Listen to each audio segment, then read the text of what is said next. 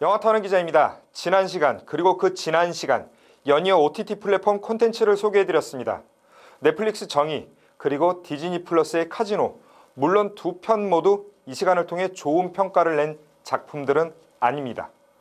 오늘도 역시나 OTT입니다.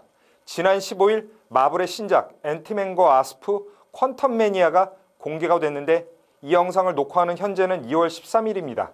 그건 곧 제가 언론 시사회를 통해서도 아직 보지 못했다는 얘기입니다.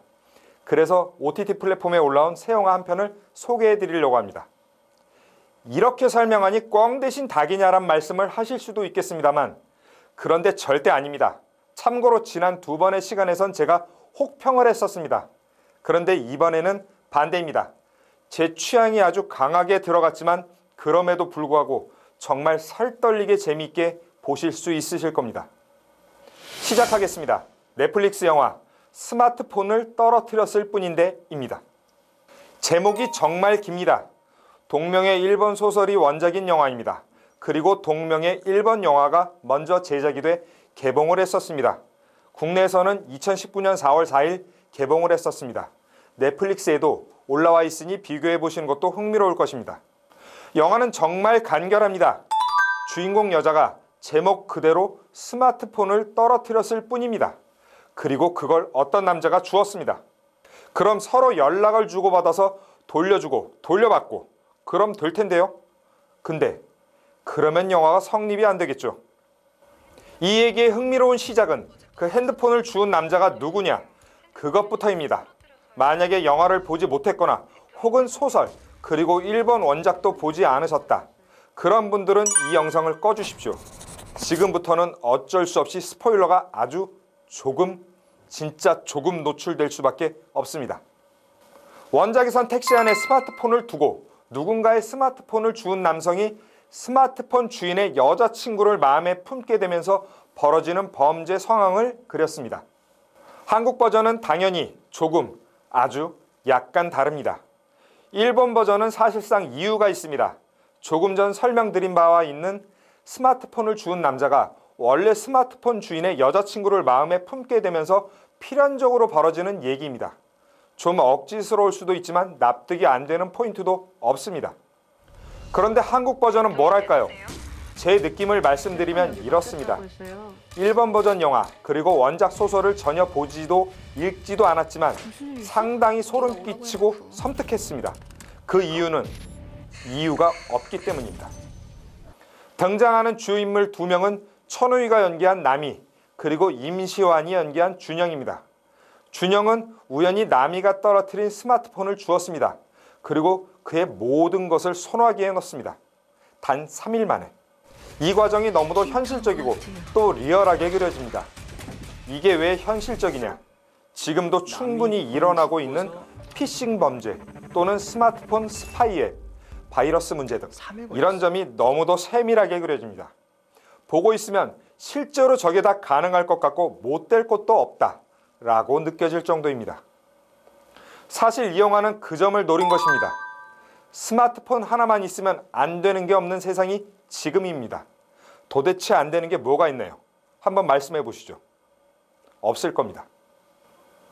그렇게 대단하고 또 중요한 스마트폰, 그걸 단지 떨어뜨렸을 뿐인데 겨우 그것이 만들어낸 나비 효과, 어마어마합니다.